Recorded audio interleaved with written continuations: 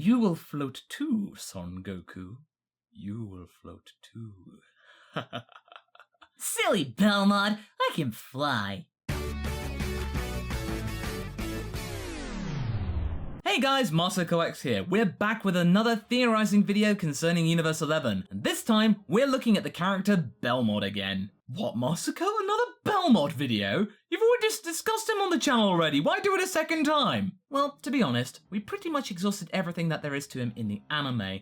Now that we've got the manga, there is so much more. It's really given us some interesting hints towards his relationship with Jiren, and if we combine that with some really small and intricate and discreet scenes from the anime, then we can really get to see some really interesting conclusions towards the actual main arc. Something's coming up. So let's start our second journey with Belmod and his questionable relationship with Jiren. As usual, there are some Dragon Ball Super spoilers for both the anime and the manga, so be warned. So to start things off, let's get some context here.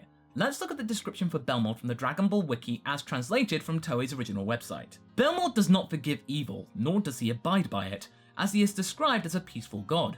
He is very pleased with the valiant efforts of his pride troopers, with their work of justice sending his heart aflutter. In contrast to the relationship shown between most other gods of destruction and their respective supreme Kais, Belmod seems to have a civil and cordial relationship with Kai.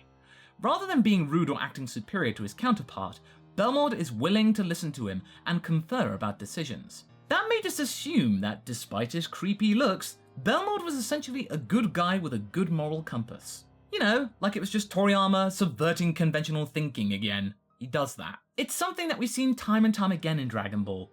But really, now that I think about it, have we really seen actual incontestable proof as to Belmod being a good guy? Being peaceful and anti-evil? Is he truly a good guy and a breakaway from the God of Destruction mold? If we look to the manga outright, his illusion in the anime really starts to falter. The manga shows a different kind of Belmod. A guy who enjoys the company of many handmaidens as he celebrates his 88 million days or so as being the God of Destruction for Universe 11. It's quite a hedonistic lifestyle, and when one of his handmaidens decides to threaten Margarita for some reason, he just destroys the girl completely point blank without a second thought. So much for peace. Would a true paragon of justice do something that desperate and weird and callous?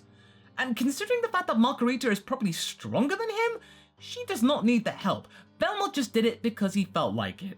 Wouldn't a slap on the wrist been enough? We also gather that Belmod has actually been training somebody to take his place, and that somebody is Toppo. You know, it's kind of his way of having a retirement/insurance policy, knowing that whoever comes next is someone that he chose. And also, I cannot imagine Belmod retiring gracefully now that I've seen the manga. I can't really see him being in a retirement home playing bingo. He would just have a raucous lifestyle now he's free from the shackles of responsibility. Happens to God of Destructions when they retire. Or do they retire? More interesting things come about from the manga, and it all stems from the fact that we had that God of Destruction skirmish that actually concerned every single God of Destruction. Belmod manages to imprison all the Gods of Destruction with his imprisonment balls, and hurl energy cards at them to attack them. Later on in the fight, he actually fakes being taken out and just falls down to the ground and pretends to be out for the count. And it really shows up some interesting facts about him. First, he has a pretty unique fighting style, at least for Dragon Ball. Oh hey Belmod, Gambit from the X-Men called, he wants his powers back. And I really doubt that Toei would pass an opportunity to use the energy cards technique in the anime later on. It's just such an interesting prospect. It would make for a cool action sequence or even just a flash in the pan scene. Secondly, it just proves that Belmod's a trickster, and perhaps even more cunning than the likes of Kitella. Now that I think about it, despite the fact that we've barely seen any of him in terms of screen time, Belmod is probably one of the most complex gods of destructions that we know.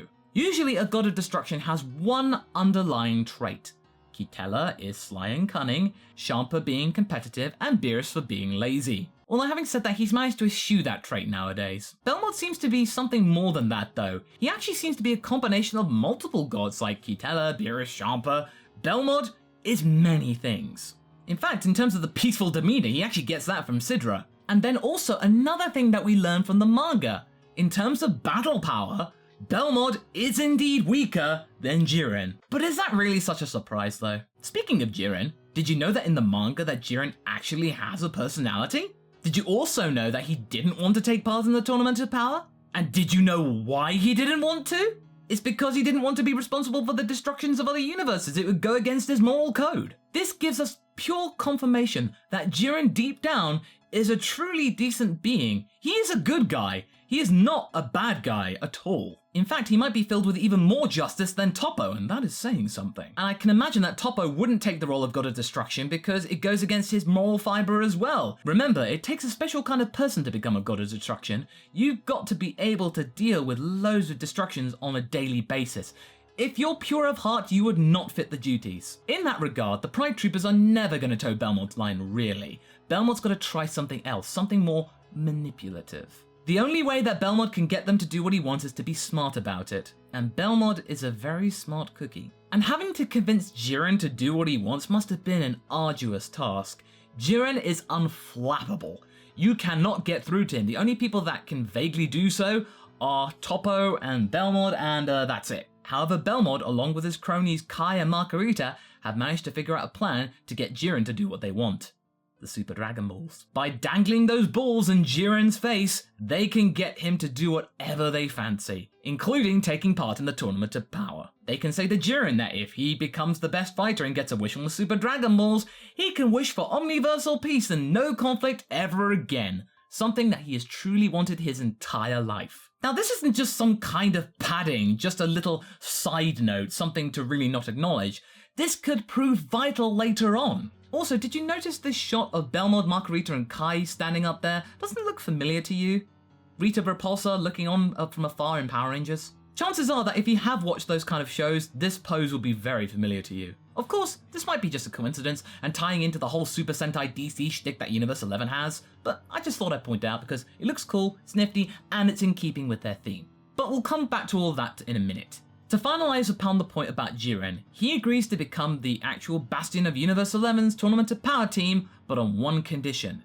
If anything were to go down in Universe 11, even if it's something so small as in a cat gets stuck up another tree, he will abandon the Tournament of Power and go and help. Because as we deduced from one of our previous talks about the Tournament of Power, Universe 11 absolutely relies upon the Pride Troopers. There is nobody else available in terms of power. Without them, Universe 11 is completely and utterly defenseless, and Jiren knows that. Jiren is extremely protective about Universe 11. Why exactly? We're not quite sure. Is it purely just to do with justice, like everyone else in the Pride Troopers? Or is it because he feels indebted to the fact that Universe 11 has become his new home after losing his previous home from maybe a previously destroyed universe? Still though, we haven't finished talking about Belmod, so let's go back to him. Initially, we thought he was just a subversion of the clown villain type, namely the Joker. And that he actually gets along well with his local superheroes, some kind of interesting symbiotic relationship. It's a complete polar opposite of Beerus, whom at the time of the exhibition match got on with absolutely nobody in his team. But now we know Belmod is not as much of a paragon as we thought. He is manipulative, he is cunning, and he is not above destroying mortals for his own personal gain, or if he just feels like it. So what makes Belmod the way he is? What gives? Well, one thing's for sure. Whatever he is a pretty effective god of destruction, because there are only 4 universes above him that are actually better in terms of the mortal level scale. I mean, that is if the mortal level scale is actually worth noting. And honestly, being a successful god of destruction doesn't mean you have to be a good guy, but also at the same time, you don't have to be a bad guy, you don't have to be a jerk. Sometimes the best villains are those that don't shout at all and are very subtle in their approach. If they just go running around shouting at everyone and just are blatant every single waking moment, then they're not really a good villain. Belmod is slick, and if you put it that way, he is probably the best villain you could have for Dragon Ball Super at this point. Also, we cannot forget that he's been in the position of the God of Destruction for a very long time. He's kind of tired of it, and he actually is planning to resign based on having to train up Toppo, and this actually implies something big. Maybe Belmod wasn't so bad when he first started. Maybe all of the countless eons that he's been in this position, it's kind of warped his mind and he's not the same person that he once was. Perhaps all of this was changed by just boredom seeping into his consciousness. And as we've seen in the Tournament of Power saga so many times, boredom can lead to some very catastrophic things. In fact, it was boredom that set about the Tournament of Power in motion in the first place because the Omni Kings were bored out of their minds. So, to sum it all up, is Belmod the true villain of the Tournament of Power saga? Well, he is a pretty strong candidate. He is pretty shifty and way more developed than any other god of destruction, despite we've barely seen him in terms of visuals and shots. I mean, way less than the likes of Hellas and Kitella, and they're gone now. And he also has a really unique fighting style. It's pretty well detailed for a god of destruction. Most other ones don't have that, but he does. Why? But the thing that unravels this a bit though, is that we know that he's not the strongest person out there. There's Jiren. If Belmod truly is the villain, Jiren could just take him out. Boom. But then there might be a power vacuum that might bring Universe 11 into instability, and Jiren doesn't want that, so there's some kind of détente that keeps Jiren from just usurping Belmod. Ooh, clever. And then again, Margarita could be stronger than the pair of them. One more thing to note from the manga. Everyone in the Pride Troopers is respectful towards Belmod. That is except for Jiren. Jiren's not rude or anything, he's just indifferent. There's no Belmod Selma or Lord Belmod, he just kind of acknowledges his presence and then that's it. And the anime can back it up, because during that telepathic conversation that Jiren and Belmod had, Jiren barely acknowledged Belmod there. It was Belmod doing the talking. Like, Jiren's doing all of this under duress. Belmod's got him by the metaphorical balls. And it all stems back to what I said about jesters and kings and their weird relationship. The most powerful men in an empire can really rely upon the words of the least powerful person in their court. It's a weird collaboration. But it's that kind of relationship that can generate the best results. Belmod knows this all too well, and will actually milk this thing for all that it is worth. Remember the whole fact that Universe 11's crest, if you turn it upside down, is just basically Belmod's face? It's pretty much summing it all up. Universe 11 is Belmod's game. He is running the show. He will get exactly what he wants. It's basically a metaphorical leash for Jiren. Belmod's got him under his spell, and it might be Belmod's ultimate weapon. He doesn't need to fight at all, he can just get Jiren to do it. That point alone really helps Belmod's case for being the villain of the Tournament of Power arc. Whatever he wants, he can get it. He just has to play it cool and bide his time and wait for Jiren to become useful. So yeah, keep your eyes out for that. So what do you guys think? Do you think Belmod is the villain of the Universe Survival arc, or do you think he's just a distraction made out by the writers? Leave a comment below and let's get this discussion going. Anyway, I hope you enjoyed this video. Until the next one, be sure to like and subscribe. Catch you later!